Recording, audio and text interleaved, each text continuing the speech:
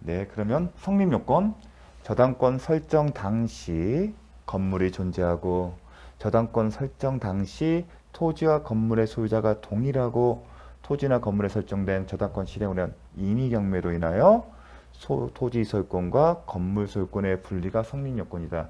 이러한 요건을 갖추게 되면 건물 소유를 위해서 뭐다? 법정 지상권이 성립된 것으로 본다. 당사자 의사 없이. 법이 정한 거기 때문에 별도 등기 필요 없다. 등기가 필요 없이. 187조에 해당됩니다. 존재, 설정 당시에 건물이 존재한다. 그러면 이와 관련해서 토지에 관하여 저당권이 설정될 시 건물이 존재할 것을 요하고 있습니다. 그 이유는 저당권자가 파악한 교환가치를 보호해주기 위해서. 그런데 시험은 이와 관련됐어요. 어떤 경우냐?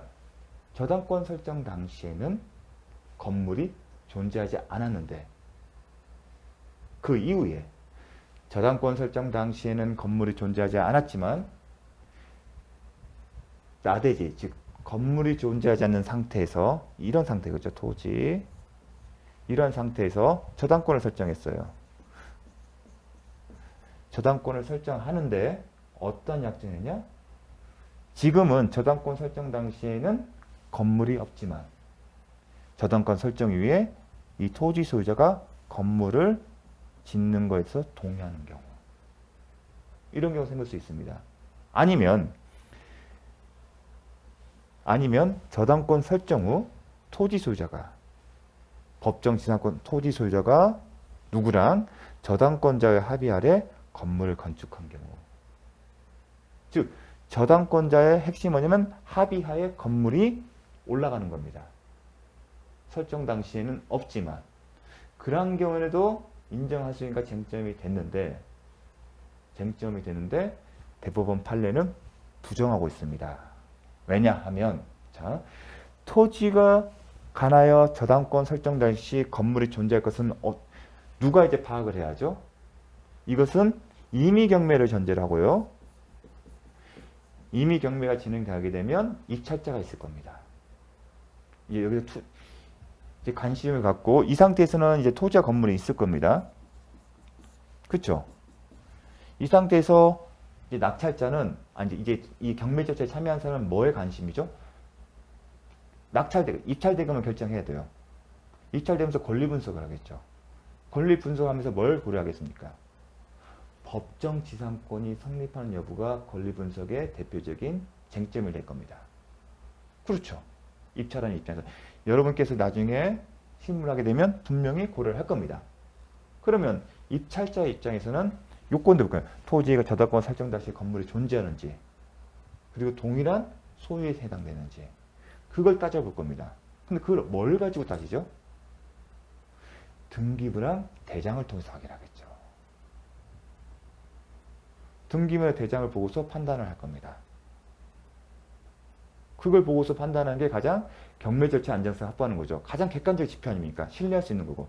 그걸 보고서 이 요건을 판단할 겁니다. 그런데 지금에 나타나는 이 사정에는 뭐죠? 저당권 설정 당시에는 이미 나대지였어요. 왜냐하면 저당권 설정 시점과 건물 대장을 보게 되면 건물이 사용승인 받은 시점이 다르기 때문에 그걸 보고 판단할 거예요. 그런데 외관상 드러나는 객관적인 대장이나 신뢰할 만한 대장 속에서는 저당권 설정 당시에 건물이 존재하지 않는 거고 안내 파악이 되는데 제3자들, 입찰자들이 확인할 수 없는 토지 소유자와 저당권자의 합의만으로 인정하게 된다면 어떻게 될까요? 항상 이런 것들을 살펴봐야 하는 문제점 생깁니다. 그게 뭐다? 집행에 관한 안정성을 해치게 되는 겁니다. 입찰자들은 알 수가 없죠. 그래서 대법원 판례 뭐냐? 그러한 사정들, 즉 토지 소유자와 저당권 사자의 둘만의 합의는 등기도 안 되잖아요. 주관적 사항이고 공시할 수도 없다. 즉 이미 경매 절차 진행됐을 때 참가 입찰자가 알 수가 없기 때문에 제3자는 알 수 없는 것이므로 그 건물이란 법정사건이 인정되지 않는다. 만약 이런 경우 인정하게 되면 입찰 못합니다. 왜냐하면 이런 주관적 사정은 밝혀지지가 않기 때문에 그런 의미가 있는 겁니다. 그래서 설정 당시에 반드시 건물이 있어야 한다는 게 중요하고 요런 경우 나대지의 경우 설사 토지 소유자와 저당권자 사이에 특별한 약정, 즉 토지 소유자가 저당권 설정 이후에 설정원과 동시에 이후에 건물을 신축하는 것에 저당 건축가 동의가 있다 하더라도 성립이 안 된다는 거 정말 중요한 요건입니다. 요 파트가 이제 시험에 나오는 포인트 하나입니다. 두 번째, 우리가 건물이면 독립되어 완성된 건물을 생각할 수가 있습니다. 구조상 예상 독립된 물건을 생각할 수 있는데 그 경우뿐만 아니라 건물이 건축 중인 경우, 지금 건물에 한창 공사 중인 경우도 있을 수 있습니다. 그 상태에서도 토지의 저당권을 설정할 수 있거든요. 그런 경우는 어떻게 할까? 대법원 판례는 이렇게 되어 있습니다. 사회감정상 독립된 건물로 볼 수 있는 정도의 구조상 이용상 독립된 물건이 아니라는 겁니다. 독립하여 거래 객체가 될 수가 없다는 겁니다. 반드시 그런 경우가 아니더라도 건물의 규모와 종류가 애간해서 예상할 수 있는 경우, 올라가는 거 봤을 때 대충 어느 정도가 될 거다. 특히 건물이 이제 공사 나중에 지나갔을 때 공사 중인 것들 가보십시오. 그러면 표지판이 있어요. 안내판에 매층 규모 다 되어 있습니다. 예상 규모, 매층 다 예상되는 겁니다. 예형상 예산이 있는 정도까지 진전되어 있는 경우에는 어떻게 다 인정할 수 있다. 반드시 독립한 물건은 필요 없습니다. 타당합니다. 왜냐하면 저당권 설정자는 그런 경우에는 법정지상권을 예상하기 때문에 교환 가치를 그걸 감안해서 파악한다는 겁니다. 이 정도 규모라면 저당권자에게 불측의 손해, 저당권자가 파악하는 교환 가치를 훼손시키지 않는다는 겁니다. 그런 의미가 있습니다. 다만 이런 단서 조항이 있습니다. 저당권 설정 당시에 외형상 예상할 수 있는 정도까지 진정되는 거고, 그렇게 되면 건물이 존재하는 걸 보는 겁니다. 그런데 나중에 임의경매가 실행이 돼서 낙찰이 돼야겠죠. 근데 그 건물이 낙찰되려면 부합되지 않고 독립한 물건이 돼야만이 그 건물 소유를 위해서 법정지상권이 될 필요성이 있죠. 그때 가서도 아직 공사가 완공되지 못했고 외관상 봤을 때 아직 공사가 반밖에 안 될 걸 보인다면 그렇지 않겠다는 의미가 있는 겁니다. 다만 법정지상권은 독립된 건물에 의하여 인정되는 것이기 때문에 법정지상권이 성립하는데, 즉 임의경매 실행을 해서 토지 소유자와 건물 소유자가 달라진 때 언제죠? 매각대금을 완납시키겠죠. 그 시점에도 건물세 요건을 갖추고 있어야 한다는 겁니다. 그렇지 못한 경우 인정 못한다. 근데 이 부분이 뭐 나오는 것은 아니고요. 요 정도 앞에 여기까지가 시험의 수험생 입장에서는 반드시 알아야 할 부분입니다. 자, 가설건축물. 이제 법정지상권은 뭐였죠? 건물이에요. 근데 가설 임시적인 거잖아요. 가설 건축물은 법정지상권이 성립하지 않는다. 암기를 해주십시오. 가설 건축물은 법정지상권이 성립한다. 왜냐하면 가설 건축물은 일시 사용을 위해 건축된 거예요. 임시 건축물이기 때문입니다. 그래서 법정지상권이 성립하지 않는다. 정말 중요합니다. 가설 건축물은 일시 사용을 위한 거기 때문에 법정지상권이 성립하지 않는다. 그러면 건물이면 우리 보통이 통상적으로 건축 허가를 받은 걸 생각할 수 있는데 설사 무허가거나 미등기하더라도 상관이 없습니다. 건물이 반드시 등기가 되어 있거나 아니면 허가를 요하는 건 아니고 그냥 건물이면 되는 거지, 더 나아가 건축 허가를 받거나 등기될 필요까지 요하는 것은 아니다는 거. 이것도 시험에 출제가 되고 있습니다. 건물이 존재해야 한다. 그와 관련해서 살펴봤습니다. 다음, 저당권 설정 당시에 토지와 건물이 뭐다? 동일한 소유다. 그럼 소유는 어떻게 받느냐? 민법상 소유권 개념입니다. 법률행위에 의해서 양수를 한 경우면 등기를 해야 한다. 그래야만이 소유권의 취득에 변동 여력이 발생한다.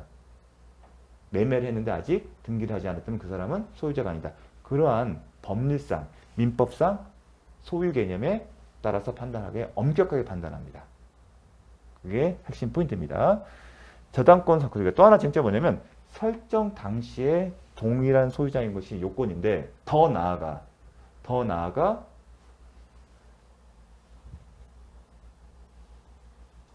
경매가 행해질 때까지 계속 그래야 하는지, 즉 저당권 설정 후에 토지 소유자와 건물 소유자가 달라질 수 있지 않습니까? 그러니까 계속 저당권 임의경매 실행에 대해서 소유자 변동될 시점까지 계속 토지와 건물의 동일한 소유자일 필요가 있는지 그걸 묻는 겁니다. 하지만 대법원 판례는 뭐다? 설정 당시에만 뭐다? 토지와 건물이 동일한 소유자면 되지, 더 나아가 임의경매 절차가 진행돼서 누군가 낙찰받을 때까지 동일할 필요는 없다는 겁니다. 그 얘기입니다. 저당권 설정 당시에 동일의 소유에 속하면 충분하고 경매가 행해질 때까지 그래야 할 필요는 없다. 그리하여 저당권 설정 후에 토지와 건물 가운데 어느 하나를 제3자에게 양도한 경우에도 뭐다? 법정 지상권은 성립한다. 이 개념도 중요합니다. 이게 이제 동일의 소유에 속하였으면 충분하고 후에 건물과 토지와 건물 가운데 어느 하나를 양도하더라도 법정 지상권 성립한다. 이해 차원에서 이제 수험생 입장에서는 알 필요는 없는데 이제는 좀 이해 차원에서 왜 이런 것들에 좀 훈련을 차원에서 그냥 가볍게 들으십시오. 그런 겁니다. 자, 갑과 갑토지, 갑소유 토지가 있고요. 을 건물이 있어요. 을 소유 건물. 갑이겠죠. 이 경우에 갑이 여기에 저당권을 설정했어요. 저당권자. 저당권이 설정된 이후에 어떤 일이 벌어졌냐면 이런 거겠죠. 을, 갑. 아니면 갑을 이런 경우예요. 소유권, 소유자, 토지 소유자는 아니면 건물 소유자가 변동된 겁니다. 그러한 경우에 갑에 대한 토지권이 저당권이 실행돼서 병이 이렇게 취득한 경우에 병은 갑의 토지를 위해 갑소의 건물을 위해서 법정 지상권이 성립할 수 있냐? 이거 관련해서 저당권 설정 이후에도 동일성을 요하는지 여부가 이제 쟁점이 된 겁니다. 그럼 어떻게 판단했냐? 자, 이 사람은 저당권 설정 다시 처음에서 볼게요. 저당권자 입장에서는 동일한 소유였잖아요. 그리고 토지에 대해서만 저당권 설정했어요. 그 얘기는 나중에 건물과 토지의 소유주가 달라져서 법정 지상권이 성립된 것을 예상할 수 있습니까? 없습니까? 할 수 있죠. 예상을 했다는 얘기는 이 고안 가치를 건물이 없는 경우가 아니라 건물이 있다는 전제에서 교환 가치가 법정 지상권 성립된 전제에서 교환 가치를 법정 지상권이 없는 것에 비해서 더 작게 파겠죠. 법정 지상권이 성립하지 않을 때 교환 가치가 이만큼이라면 법정 지상권이 성립하게 되면 교환 가치가 이만큼 줄어들어요. 저당권자는 이걸 예상을 해서 대출을 한 거예요. 따라서 나중에 이런 토지 소유자나 중간에 이런 양동이가 있어서 있다 하더라도 불축에 손을 줍니까? 없잖아요. 이 경우 이렇게 인정하더라도 똑같잖아요. 교환가치 파악은. 반대로 저당권 설정자. 저당권 설정자 입장에서도 자신이 파악한 저당권 설정 당시에 파악한 교환가치는 얼마일까요? 요만큼이에요. 그렇죠. 요만큼이기 때문에 이런 경우에 중간에 이런 사유가 발생하여 이런 경우에 법정 지상권이 설정이 되더라도 불축에 손을 주지는 않습니다. 왜냐하면 교환가치만큼의 이찰대금을 쓸 것이고 그 이찰대금이 저당권의 저당권의 이해관계가 있기 때문에 그렇습니다. 나중에 곰곰이 생각해 보십시오. 오히려 핵심은 이러한 경우에 자 어떤 경우냐 이제 저당권자나 이런 설정 이후에 토지 소유자와 건물 소유가 변경되더라도 저당권자나 저당권 설정에는 불축의 손해가 없어요. 인정하더라도. 반면에 이 경우에요. 자, 아직 저당권이 실행되기 전이에요. 저당권은 이 이후에 저당권이 실행되는데 갑과 을, 토지 사용 관계가 달라지죠. 그러면 여기는 토지 사용권이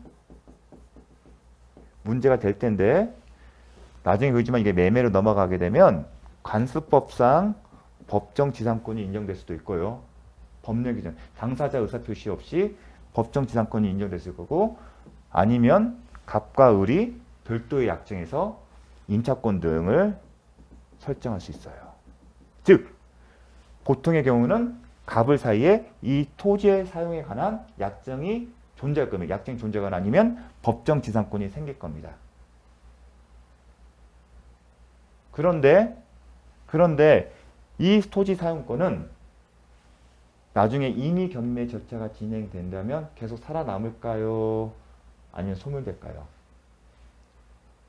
그게 중요한 이슈입니다. 그런데 나중에 제가 91조의 인수주의를 살펴볼 텐데 저당권 설정, 저당권과 이 토지 사용권은 용익물권이거든요. 용익물권이고 이거 임차권인데 용익물권이나 임차권은 저당권과 비교되는데 저당권 이후에 용익물권은 경매 절차 진행해갖고 낙찰되면 소멸돼요. 이게 원칙이에요.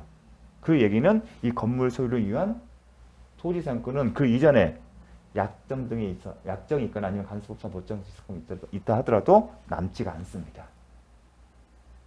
따라서 법정지상권 인정하게 되면 철거될 운명이 되는 거예요. 그래서 설정 당시에만 건물과 토지의 소유자가 동일하면 되지 그 위에 토지 소유자와 건물 소유자가 달라지더라도 무방하다는 겁니다. 그 논리가 이러한 관점에서 하나씩 따져본 겁니다. 제가 이제 앞으로도 이제 이런 자주 설명 안 하는데 나름의 어떤 이해관계들을 보호할 필요성이 있기 때문에 하나씩 나오는 것이 막연하게 나온 건 아닙니다. 이렇게 이 사람의 저당권자 파악하는 교환가치에게 저당권 설정자나 저당권자 파악한 교환가치에 해를 끼치냐? 해를 끼치는 건 없다. 오히려 이 사람들에 대해 건물 철거된 운명이 인정 안 하게 되면 손해다는 겁니다. 오히려 법정 지상권 인정을 취지가 뭐였죠?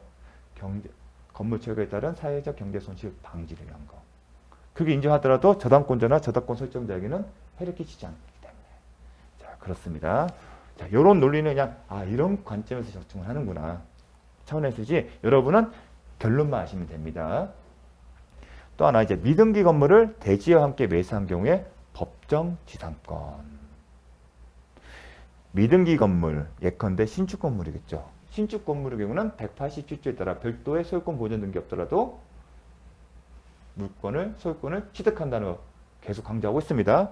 그 대지와 함께 매수한 사람이 아직 그 대지에 관해서만 소유권 이전 등기를 넘겨받고 건물에 대해서는 그 등기를 이전받지 못하고 있다가 대지에 대하여 저당권을 설정하고 그 저당권의 실행으로 대지가 경매되어 다른 사람의 소유로 된 경우에는 그 저당권 설정 당시에 이미 대지와 건물이 각각 다른 사람의 소유에 속하고 있었으므로 법정 지상권이 성립될 여지가 없다. 되게 중요한 내용인데요. 문장 그대로 읽으려면 헉합니다. 그래서 이렇게 기억을 하시면 합니다. 자, 미등기 건물, 토지 등기부상 갑이 소유자예요.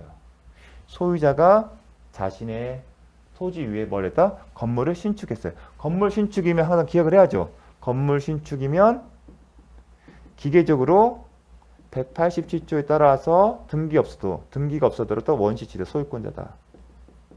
소유권을 취득한다. 소유권자다.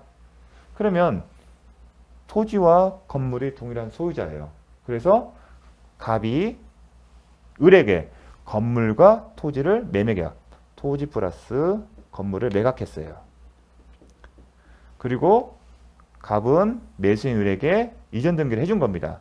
하지만 아직 건물에 대해서는 등기가 안 됐기 때문에 미등기 상태예요. 이러한 상태에서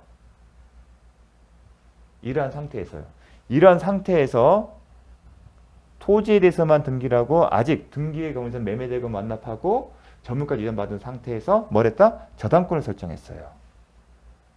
이 상태에서 그러면 이 미등기 상태에서는 이게 이 건물 누구 거죠? 법률상 소유자는 당연히 갑이겠죠. 그걸 아셔야 합니다. 왜냐하면 매매는 186조죠. 따라서 건물에 관한 소유권이 갑에서 을에게 이전되려면 어떤 뭐가 있어야 한다? 등기가 돼야만이 을이 건물에 관한 소유권을 취득한다. 근데 아직 미등기잖아요. 그 얘기는 법률상 소유자는 누구다? 갑이에요. 근데 그런 상태에서 저당권을 설정한 거예요. 그리고 이 저당권이 실행이 된 거예요. 실행이 됐지만 경매 절차가 임의 경매 절차가 진행됐고 병이 낙찰을 받았습니다. 이 경우에 이 건물의 소유를 위한 법정 지상권 성립할 수 있냐? 이제 366조의 법정 지상권이 이제 쟁점이 되는데 성립 요건이죠. 저당권 설정 당시에 건물과 토지의 소유자가 동일하고 저당권 설정 당시에 건물이 존재해야겠죠. 일단은 자, 처음부터 할게요. 저당권 설정 당시에 건물이 존재했습니다. 존재했어요. 두 번째 뭐였죠? 토지와 건물의 소유자가 동일해야 돼요. 그리고 임의경매가 실행돼서 토지와 건물의 소유자가 달라져야 합니다. 근데 어디서 걸리죠, 지금? 저당권 설정 당시에 소유자, 토지 소유자는 누구였어요? 을이었어요. 그런데 건물 소유자는 누구예요? 갑이에요. 즉, 저당권 실행 당시에 토지와 건물의 소유자가 다르기 때문에 361조의 요건을 갖추지 못했다. 따라서 미등기 건물에 관한 법정지상권은 성립하지 않는 거다. 그래서 다른 어떤 토지 사용권이 없으면 어떤 문명이 없다. 법정지상권이 없기 때문에 경납받은 병이 사실상 처분 권한이 있는 을을 상대로 뭘 할 수 있다? 건물처분 및 대진도 청구를 할 수 있는 겁니다. 360조에 할 때는 법률상 소유를 개념을 한다는 걸 하나 기억하십니다. 왜 그것도 하냐 엄격하게 할 수밖에 없냐면 병이 입찰을 할 때 저당권 설정 당시에 건물이 존재하고 저당권 설정 당시에 토지와 건물의 소유자가 동일한 점을 어떻게 파악하죠? 외관상 등기부나 건축물 대장 등 같은 대장으로 확인할 겁니다. 그걸 판단하는 게 맞을 거고요. 그런데 그런 대장이 아닌 다른 사정들, 주관적 사정을 개입하게 된다면 입찰자 입장에서는 예상 불가합니다. 그래서 엄격하게 해석을 하는 겁니다. 그렇게 엄격하게 해석하니 입찰자들이 안심하고 입찰할 거 아니겠습니까? 자신이 외관상, 외형상 확인할 수 없는 내용을 가지고 법정지상권의 성립 여부가 결정된다면 누가 입찰을 하겠습니까? 이거는 오히려 저당권 자체의 활성화를 막는 것이고 더 나아가 경매 절차의 안정성을 방해하는 겁니다. 그래서 그런 관점들이 숨어 있는 겁니다. 그래서 중요하기 때문에 시험에 나오는 겁니다. 이 패턴을 잘 기억을 해 주십시오. 왜냐하면 이 사람은 법률상 소유자가 아니기 때문에 그 얘기를 한 겁니다. 자, 보겠습니다. 결국은 저당권 설정 당시 이미 대지와 건물이 대지는 갑이었고 을이었죠. 을과 건물이 각각 다른 사람의 소유에 속하기 때문에 그 요건을 갖추지 못하므로 법정지상권이 성립될 여지가 없다. 전원합의체 판결. 그래서 중요합니다. 33회도 출제가 됐습니다. 자, 다음. 자, 이제 건물이 공유인 경우와 토지가 공유. 요거는 시험에 나옵니다. 일단 구분해서 잘 기억을 해주시고요. 일단 토지가 공유인 경우에는 이미 자습서 페이지 214쪽에서 살펴봤습니다. 다만 간수법상 법정지상권인데 그 법리 자체는 똑같아요. 똑같기 때문에 일단은 같은 개념으로 접근하면 돼요. 먼저 어떤 경우인지를 먼저 구분해야 돼요. 이 경우는 갑이 토지를 단독으로 소유하고 있는데 건물을 신축했고 그 건물은 누구 소유다? 갑뿐만 아니라 또 다른 공유자가 있다는 겁니다.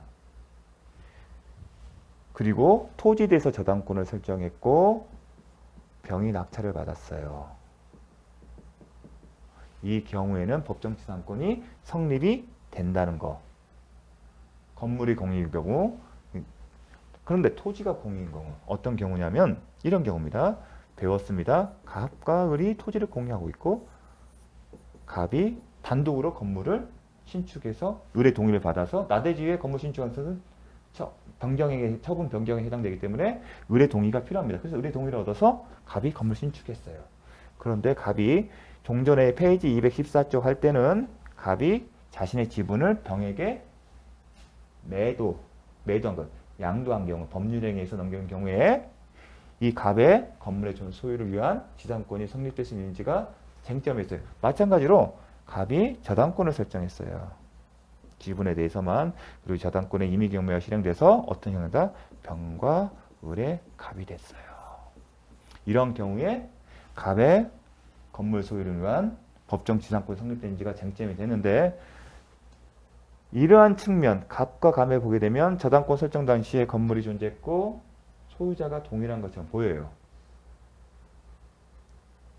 그러면 이 토지 전체에 대해서 갑의 건물 소유를 위한 법정지상권 성립할까가 이제 문제가 되는데 일단 만약에 이 한 피지 전체에 대해서 법정지상권을 인정하게 되면 뭐가 문제냐면 을의 의사와 상관없이 지상권이 설정된다는 것은 뭐냐면 갑이 을의 의사와 상관없이 일방적으로 법 자신을 위한 법정지상권 설정하는 결과가 됩니다. 그 결과 자체는 바람직하지 않다.